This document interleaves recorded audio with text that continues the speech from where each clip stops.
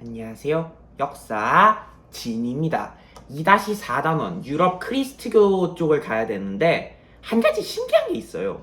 뭐냐면은 2-4단원이 다른 소단원들에 비해 내용이 더 많게 느껴진다는 건데요. 이건 착시 효과가 아니라 진짜입니다. 왜냐면은 이 2-4단원이 중세 유럽 천년의 세월을 한 소단원 안에 다 집어넣었기 때문인데요. 그럼 그 중세 유럽 천년의 시절로 떠나보시죠. 교과서와 프린트 준비되셨죠? 그럼 한번 보도록 하겠습니다. 우선 첫 번째, 프랑크 왕국의 성립인데요.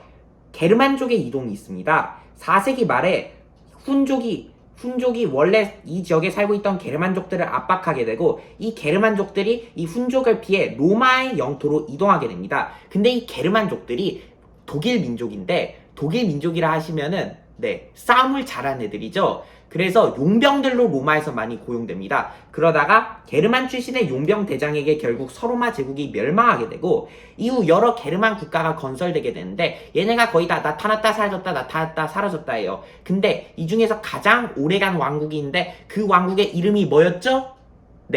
프랑크 왕국이었습니다. 프랑스랑 이름이 비슷하죠? 왜냐면은 이 프랑스가 프랑크 왕국의 기원을 뒀기 때문이에요. 그럼 한번 보도록 하겠습니다. 프랑크 왕국은 5세기 말에 크리스트교를 수용하였고 8세기 초에 이슬람 세력의 유럽 진출을 저지하였습니다. 전성기 때 왕 별표 쳐주세요. 카를로스 대제. 어떤 왕? 카를로스 대제. 영토를 확장하였고 크리스트교를 전파하였으며 이거 중요한데요. 서로마 황제의 왕관을 받았습니다. 어떤 황제의 관? 서로마 황제의 관. 그리고 문예를 부응했다고 나오는데 말이 좀 어렵죠. 이게 쉽게 말해서 궁정과 수도원에 학교를 건립한 거예요. 그러니까 말 그대로 문화를 증진시켰다라고 보시면 좋을 것 같습니다. 이 결과 서유럽 문화의 기틀을 형성하게 되는데 서유럽 문화는 게르만 문화 플러스 로마 문화 플러스 크리스트교입니다. 이 공식 잘 기억해 두세요. 서유럽 문화는 게르만 문화 플러스 로마 문화 플러스 크리스트교. 근데 이런 전성기의 왕이 죽으면 항상 그 나라는 나락으로 가죠. 카를로스 대제 사후에 베르댕 조약이라는 게 일어나요. 그러면서 서중 동프랑크로 프랑크 왕국이 분열되고 또 한 번 메르센 조약이라는 게 일어납니다. 그러면서 중프랑크가 동서프랑크로 편입되는데 이 두 개의 조약 이름들 잘 기억해 주세요. 무슨 조약? 베르댕 조약, 메르센 조약, 베베 이렇게 기억해 주시면 좋을 것 같습니다. 그리고 바이킹과 마자르, 이슬람 세력 등 이민족의 침입으로 혼란이 더 심화되게 됩니다. 프랑크 왕국에 관한 것들은 교과서 77페이지에 나오니까 참고해 주시기 바라고 다음은 중세 정치체제의 핵심이라고도 할 수 있는 봉건제입니다. 근데 여러분, 봉건제란 이름 어디서 많이 들어보신 것 같지 않으십니까? 우리 주나라 할 때 봉건제를 들어보셨을 텐데요. 근데 유럽의 봉건제랑 유럽의 봉건제랑 주나라, 즉 중국의 봉건제는 좀 다릅니다. 유럽에서의 봉건제는 우선 봉건제의 정의부터 보고 갈게요. 봉건제랑 주군, 즉 왕이 봉신, 신하에게 토지를 주고 신하는 그 대가로 각종 의무를 수행하는 상호계약관계 별표 쳐주세요. 무슨 관계? 상호계약관계를 기본으로 한 통치제도입니다. 이 상호계약관계가 이 중세 유럽 봉건제에서 핵심이에요. 무슨 관계? 상호계약관계. 그리고 이 중세 봉건제의 핵심은 누가 뭐래도 주종관계인데요. 이 주종관계 아까 나왔는데요. 왕을 우리가 주군이라고 했고요. 신하를 봉신이라고 했습니다. 거기서 앞글자씩 딴 건데요. 주종관계는 이민족의 침입을 방어하는 과정에서 어떤 계급이 생겨났냐면 기사 계급이 생겨났습니다. 이 기사 계급은 우리가 잘 알고 있죠? 즉 군인 계급입니다. 그거 잘 기억해 주시기 바라고 본격적으로 주종관계에 대해 말씀드리겠습니다. 주종관계에는 크게 두 개의 계층인데 우선 첫 번째 봉신, 신하죠. 봉신은 주군에게 충성과 봉사를 맹세하고 주군, 즉 상급자는 기사에게 땅을 주고 봉신으로 임명합니다. 이 봉건제의 특징은 서로의 의무를 성실하게 지킬 것을 약속한 상호계약관계인데요. 여러분, 그럼 여기서 우리는 두 가지의 특징을 짚고 넘어갈 수 있습니다. 우선 첫 번째, 이게 상호계약관계이기 때문에 한 명하고 1대1만 맺을 필요는 없어요.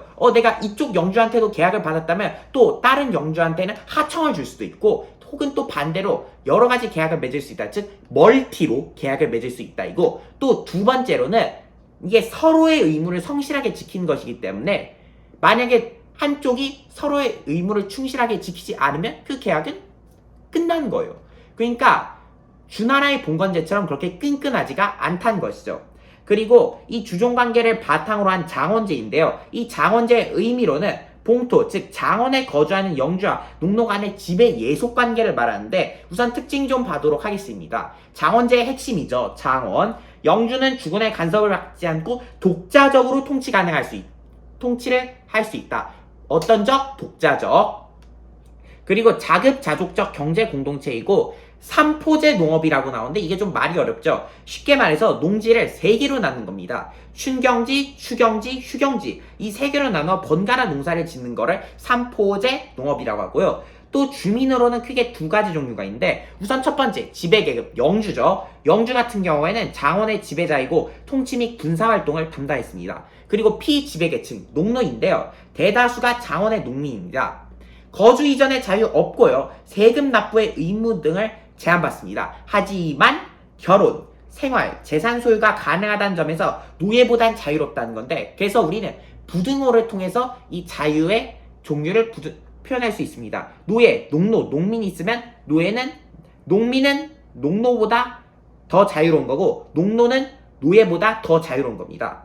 그리고 봉건사회의 특징 별표쳐주세요. 아까 나왔는데 독자적으로 자기의 땅을 영주가 운영할 수 있다 보니까 왕권은 약화되는 대신에 지방 세력은 강화된다. 즉 지방 분권적 정치 체제가 확립되었다 라고 보시면 좋을 것 같습니다. 어떤 통치 체제? 지방 분권적 정치 체제. 다음은 중세 문화의 꽃이죠. 중세 유럽 문화의 꽃인 크리스트교입니다. 이 크리스트교의 확산인데요. 크리스트교의 확산에서 가장 중요한 것은 교황권과 황제권의 대립이고 여기서 교황이 승리하면서 크리스트교 중심의 중세 유럽 사회가 형성된 겁니다. 9세기 교회 세속화인데요. 이 교회 세속화 말이 좀 어렵죠? 여기 교과서 78페이지를 보시면은 봉건사회의 구조도가 나오는데 왕이 있고 여러 개의 계약관계가 나오잖아요. 근데 여기 보시면은 좀 희한한 사람들이 있습니다. 수도원과 대주교가 왕에게 충성을 맹세한다고 나오는데 여러분 우리가 아는 수도원장, 대주교 이런 사람들 어떤 사람들입니까? 그쵸? 성직자들이죠. 성직자들이 왕과 제후로부터 토지를 하사받아요. 그럼 이 토지를 하사받은 그 성직자들은 뭐가 되겠어요? 그쵸? 왕과 영주들의 봉신이 됩니다. 그러면서 성직자 임명권을 왕과 제후가 차지하게 되는데 왜냐하면 당연하죠. 그 지역 그 봉토가 왕이 하사한 건데 그러면은 거기에 압력을 넣을 수 있으니까 그러면서 교회의 부정부패가 심화되게 되는데 그럼 이 부정부패를 끊어내야 된다 라고 얘기한 세력들이 있겠죠. 그러면서 10세기에 교회 개혁운동이 진행됩니다. 저희 학교 프린트에는 클리니 수도원 등을 중심으로 나온다는데 교과서에는 클리니 수도원 이름이 안 나오지만 그래도 클리니 수도원 이름 기억해 주시기 바라고 그리고 청빈한 삶을 강조했다. 이게 무슨 말이냐면은 그 교회 개혁 운동의 핵심은 뭐냐면은 나태해지지 말자예요. 그러니까 항상 일을 하자. 그게 청빈한 삶입니다. 그리고 11세기에 이 교황권과 황제권의 대립이 클라이막스로 가죠. 성직자 임명권을 둘러싼 갈등이 발생합니다.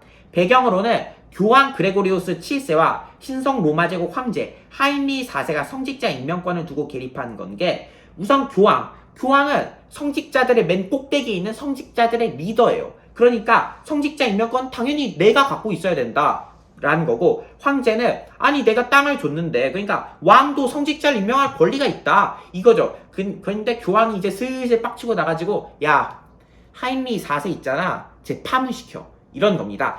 파문이 뭐냐면요. 크리스트교 세계에서 추방한다. 그러니까 크리스트교인 직책을 박탈한다는 건데 여러분 근데 중세 유럽 사회는 말이죠. 크리스트교 중심 사회입니다. 그러니까 내가 사회 구성원에서 박탈된다는 거예요. 그러면서 교황이 황제를 파문하자 하인리 4세는 어떻게 하겠어요? 그럼 잘못하면 황제 자리에서 쫓겨날 수도 있다는 거잖아요. 당연히 교황한테 잘못했습니다 하러 가야죠. 하인리 4세가 그레오스 7세가 머물던 카노사로 가서 용서를 빈 사건 이를 뭐라 불렀죠? 네, 카노사의 굴욕이라 불렀습니다. 카노사의 굴욕은 교과서 79페이지에 생각을 키워요의 만화로 나오니까 잘 보시기 바라고 이후 12, 13세기에 교황권이 더더욱 강화되고 13세기에 교황권이 클라이막스를 찍었다라고 보시면 좋을 것 같습니다. 다음으로는 크리스트교 중심의 중세 문화인데요. 여러분 크리스트교 중심의 문화니까 당연히 종교와 관련된 학문이 발달했겠죠. 그런 종교와 관련된 학문을 우린 신학이라고 합니다.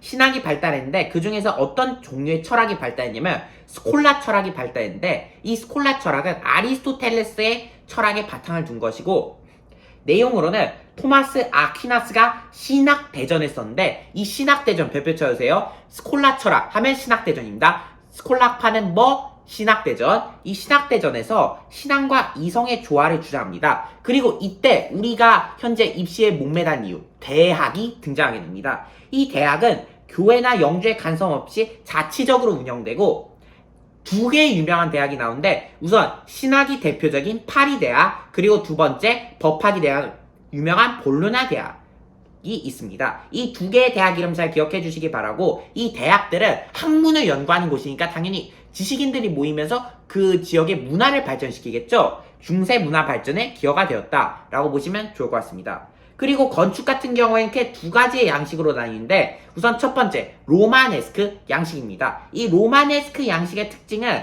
돔과 아치인데요. 대표적인 건물로는 피사의 사탑으로 유명한 피사 대성당 그리고 피렌체 두오모로도 불리는 피렌체 대성당이 있습니다.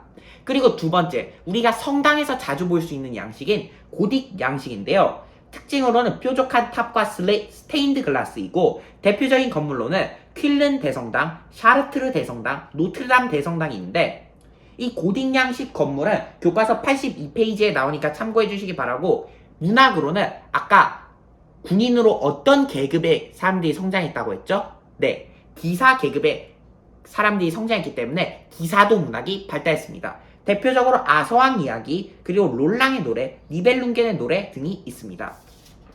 자, 다음으로는 로마의 후예죠. 비잔틴 제국입니다. 비잔티움 제국 혹은 동로마 제국이라고도 불리는데 정치 체제는 황제가 정치적, 군사적인 권한을 포함하여 종교적인 권한을 보유할 수 있다. 여러분, 아까 황제 또 누구 있었죠? 서유럽 쪽에? 그쵸? 카를로스 대제 있었습니다. 근데 이 카를로스 대제는 정치, 군사만 담당했지 종교는 교황한테 있었어요. 만약에 문제에서 황제가 정치적, 군사적, 종교적인 권한을 담당했다라고 나오면 이거 무조건 비잔틴 제국입니다. 근데 이 황제가 정치적, 군사적, 종교적 권한을 모두 갖고 있다는 거를 뭐라고 부르냐면 황제 교황주의라고 부르는데 이 황제 교황주의는 교과서에는 안 나오지만 선생님께서 말씀을 해주셨기 때문에 기억해 주시기 바라고 또 관료체제가 잘 정비되어 있습니다. 그리고 수도는 콘스탄티노플인데 비잔티움이죠. 그리고 나중에 이스탄불로 이름이 바뀐 도시입니다. 이 콘스탄티노플 같은 경우에는 테오도시우스 성벽이라는 매우 좋은 요새가 있어가지고 이민족의 침입을 잘 방어할 수 있고 동서무역의 중심지로 번영하였으며 국제도시로 발전하였습니다. 전성기로는 유스티아누스 왕제 발표 쳐주세요. 어떤 왕제? 유스티아누스 왕제. 활발한 정복 활동을 벌여 옛 로마 제국의 영토 대부분을 회복하였고 우리 로마사 할 때 법전할 때 나왔던 유스티아누스 법전을 편찬하였습니다. 그리고 이따 문화할 때 나오는 성 소피아 대성당을 건축하였고 근데 여기서 이제 비잔틴과 로마 가톨릭 간의 본격적인 대립이 일어나는 사건이 발생합니다. 바로 성상 숭배 문제인데요. 서유럽 쪽에서는 사실 게르만 사람들이 그 당시에는 머리가 잘 좋지 않아서 뭐 성경을 읽으라고 하면 이게 뭐야? 하는 건데 만약에 여러분 성상, 즉 예를 들어 마리아상이나 예수님이 십자가에 못 박힌 상 그런 거를 활용하여 포교를 하면 게르만 사람들이 더 이해를 잘하겠죠. 그래가지고 서유럽 쪽에서는 게르만족 포교를 위해서 성상을 사용하는데 동유럽 쪽에서 성상 숭배 금지령을 내리면서 성상을 파괴하는 거예요. 그러면서 크리스토교가 로마 가톨릭 교회와 그리스 정교로 분리되었다. 꼭 기억해 주시기 바랍니다. 쇠퇴로는 제국 몰락의 공통점이죠. 대토지 소유자가 증가하고 자영농이 몰락하면서 이로 인해 사회가 혼란해졌고 군사력이 약화되었죠. 그리고 십자군 전쟁 이후에 계속 지속적으로 쇠퇴하였고 결국 오스만 제국에게 멸망하게 된다라고 보시면 좋을 것 같습니다. 다음으로는 비잔티움 문화인데요. 특징으로는 그리스 정교 문화 더하기 그리스 로마 문화 더하기 헬레니즘 문화. 이 공식 기억해주세요. 그리스 정교 문화 더하기 그리스 로마 문화 더하기 헬레니즘 문화. 우선 법률. 유스티아누스 법전, 아까 나왔죠. 로마법 대전이라고 나왔는데 로마법을 집대성하였고 언어로는 일단 그리스어를 공용어로 사용하였고요. 그리스 고전 연구 및 보존 활동을 진행하였습니다. 근데 이 사람들이 나중에 비잔틴 제국 망하고 다 이탈리아로 가거든요. 그러면서 이탈리아 르네상스에 이게 영향을 미쳤다라고 보시면 좋을 것 같습니다.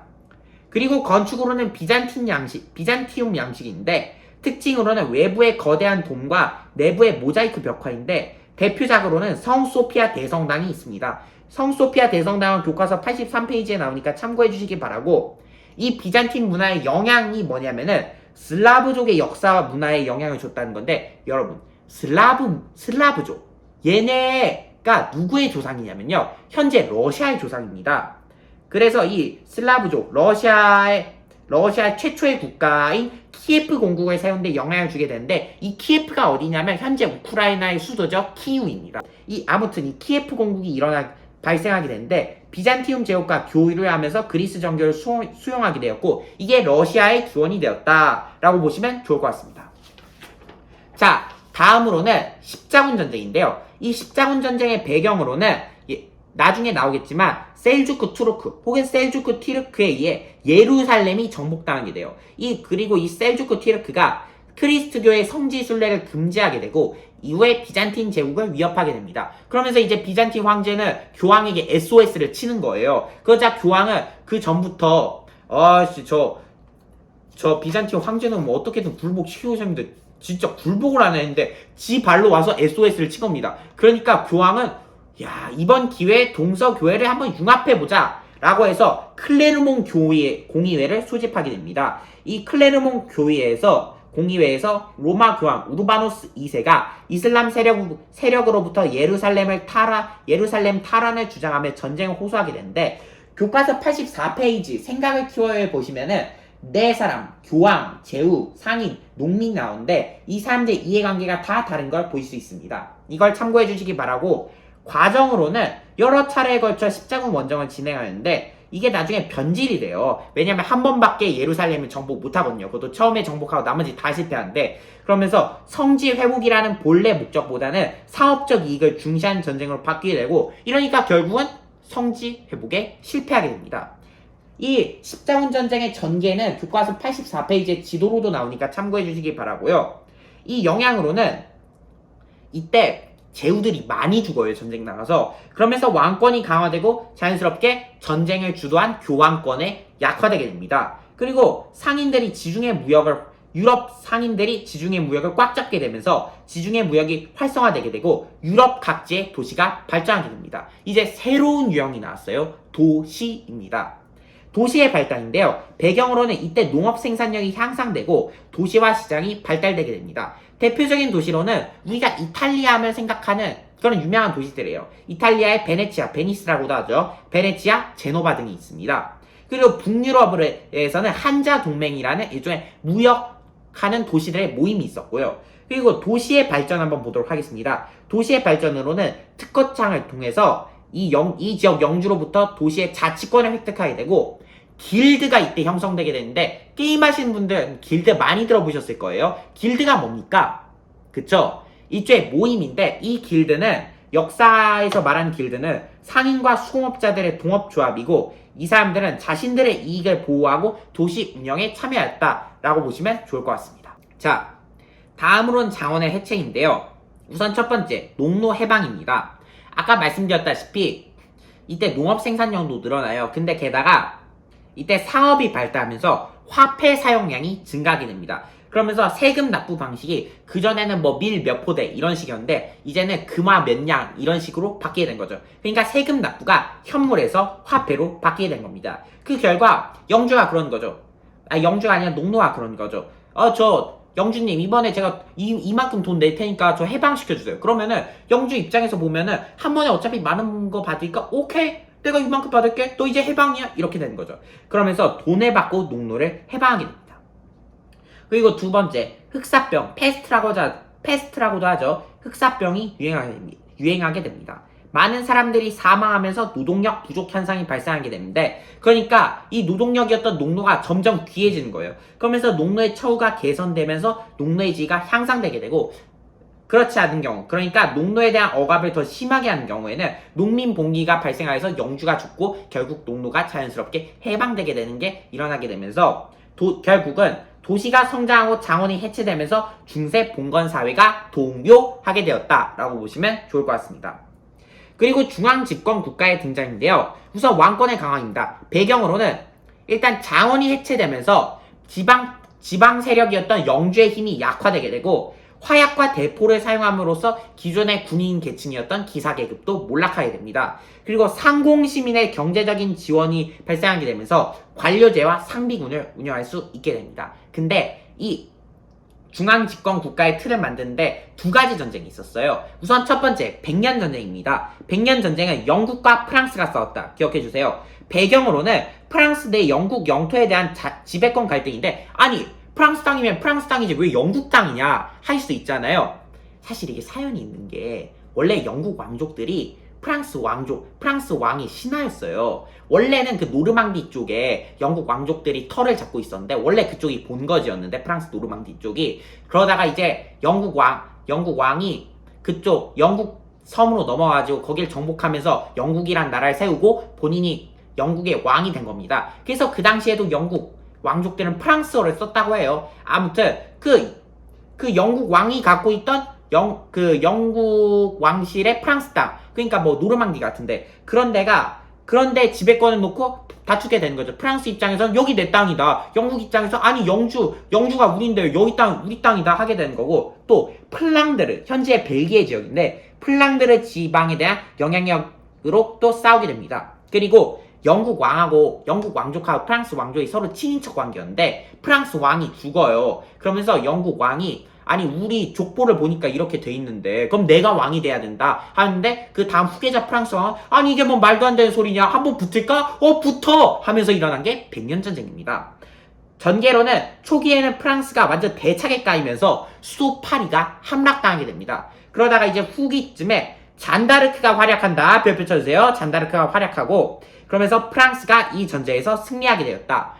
영향으로는 프랑스가 중앙 집권 국가로 발전하기 시작하는데, 왜냐면은 이게 두 가지 이유가 있는데 이건 이해하라고 설명하실 수 있어요. 이게 왜 갑자기 이 전쟁 때문에 프랑스가 중앙 집권 국가가 됐냐를 설명하기 위해서 제가 말씀드린 건데, 우선 첫 번째, 이때 프랑스 기사들이 전쟁에서 많이 죽고, 또 두 번째, 프랑스 영주들이 영국 쪽에 붙어 먹어가지고 다 숙청당해요. 그러면서 프랑스가 중앙 집권 국가로 발전하기 시작하였다라고 보시면 좋을 것 같습니다. 근데 패배한 영국 왕족은 이제 지지율이 점점 떨어지는 거죠. 그러면서 이제 내가 왕할래 하면서 서로 영국 귀족들끼리 치고받고 싸우는 겁니다. 이를 장미전쟁이라고 부르는데, 장미전쟁은 영국 내에서 영국 귀족들 간의 내전이었다라고 보시면 좋을 것 같습니다. 왕위 계승을 둘러싼 영국 귀족 간의 대립인데요. 랭커스터 가문과 요크 가문끼리 싸운 건데, 이게 왜 장미전쟁이냐면은 랭커스터와 요크 모두 색만 다르지 다 장미를 가문의 문장으로 썼기 때문에 장미전쟁이라고 불리는 겁니다. 영향으로는 이때 처음에는 요크가 이겼다가 나중에 랭커스터가 다시 이기거든요. 그러면서 줄타기를 잘해야 되잖아요. 줄타기 잘못하면 이제 죽는 거예요. 그러면서 줄타기 잘못한 그 영주들이 숙청당하면서 영국의 봉건 귀족들이 몰락하게 되고, 그러면서 자연스럽게 왕권이 강화되게 됩니다. 그러면서 영국이 중앙집권 국가로 발전하기 시작하였다라고 보시면 좋을 것 같습니다. 다음으로는 이탈리아 르네상스인데요. 우선 르네상스는 14세기에서 16세기 유럽에서 고대 그리스 로마 문화를 되살려 인간 중심의 새로운 문화를 만들려고 한 문예 부흥 운동을 말하는데, 우선 시작은 우리가 잘 알다시피 이탈리아예요. 왜냐면은 일단 로마가 여기 있었잖아요. 그러니까 고대 로마의 문화유산이 많이 남아있었고, 또 지중해 무역으로 이때 베네치아나 제노바 같은 데가 돈이 많았어요. 그러면서 지중해 무역으로 경제적으로 많이 번영하고 있었고, 또 비잔티움 제국이 멸망하면서 그쪽에 있던 많은 학자들이 이탈리아로 이주를 하게 돼요. 그러면서 고전 문화 연구가 활발하게 진행되었습니다. 우선 르네상스 문화 한번 보도록 하겠습니다. 르네상스 문화의 특징으로는 우선 인문주의가 있는데요. 인문주의, 그리스 로마 문화를 본받아 인간의 개성과 능력을 중시하였고, 즉 인간 중심의 세계관이 발전하였다라고 보시면 좋을 것 같습니다. 문학으로는 보카치오의 데카메론인데요. 나중에 말씀드리겠지만 이게 소설이 책이 두 권으로 나뉘어요. 이북하고 알프스 이북이남. 만약에 데카메론이 나왔다 하면은 이탈리아 르네상스라는 거 기억해 주시기 바랍니다. 그리고 미술로는 인체의 아름다움을 사실적으로 표현한 건데, 주요 인물로는 우리가 많이 들어본 레오나르도 다빈치, 미켈란젤로, 라파엘로. 누구 레오나르도 다빈치, 미켈란젤로, 라파엘로. 건축으로는 르네상스 양식이 유명한데 성 베드로 대성당이 대표작이에요. 교과서 86페이지 참고해 주시기 바라고, 과학으로는 세계, 자연에 대한 관심이 증가하다 보니까 천문학이 발전해요. 그러면서 코페르니쿠스하고 갈릴레이가 지동설을 주장하게 됩니다. 전통적인 우주관이 변화하게 되고 우주를 과학적으로 파악하기 시작하였다라고 보시면 좋을 것 같습니다.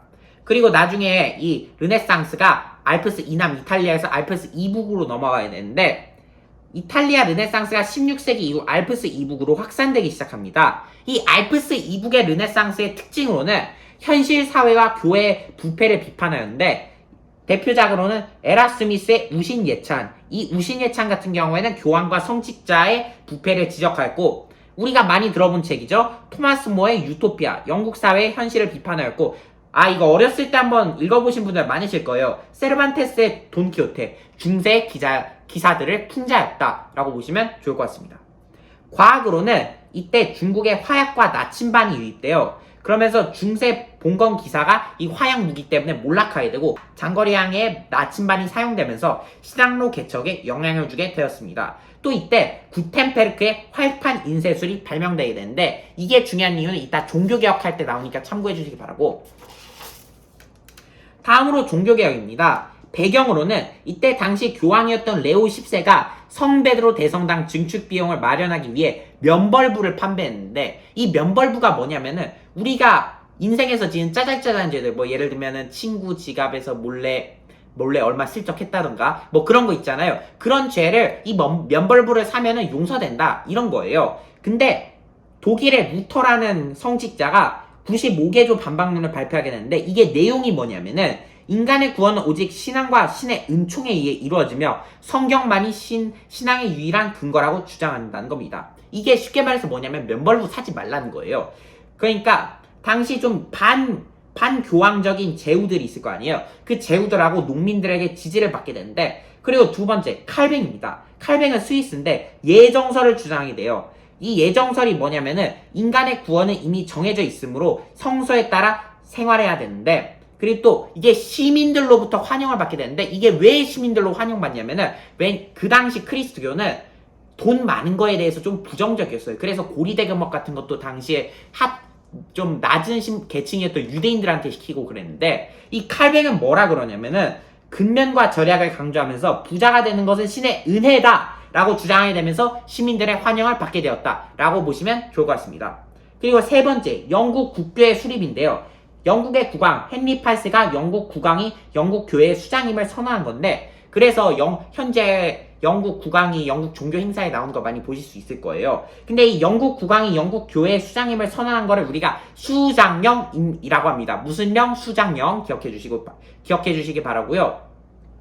또 이게 확산되게 되는데 구텐베르그의 활판 인쇄술을 통해서 종교개혁이 유럽 전역으로 퍼지게 되고 교회가 이때 분열되게 돼요. 크리스트교 세계가 로마 가톨릭 교회, 구교와 프로테스탄트, 신교로 분열되게 됩니다. 그러면서 일어난 전쟁인데 그 전쟁 이름이 하필이면 30년 전쟁이에요. 100년 전쟁하고 같이 엮어서 내면 어렵겠죠. 이 30년 전쟁 같은 경우에는 유럽 여러 나라가 각각의 구교와 신교 입장으로 나뉘어 국제적인 전쟁을 벌인 것인데 종전협정이 베스트팔렌 조약이라는 건데 이 베스트팔렌 조약의 핵심적인 내용 중에 하나가 뭐냐면은 제후가 가톨릭, 루터파, 칼뱅파 중에 하나를 선택한 것을 허용한 건데 물론 개인이 고른 거 아니에요. 제후가 고른 건데 만약에 내가 칼뱅파 믿고 있는데 내가 살고 있는 지역에서 루터파다. 그러면은 어떻게 하면 되겠어요? 그쵸? 칼뱅파 있는 대로 이사 가면 되겠죠? 즉 종교 선택의 자유가 인정받기 시작했다라고 보시면 좋을 것 같습니다. 자, 오늘도 고생 많으셨고요. 이상 역사진이었습니다. 감사합니다.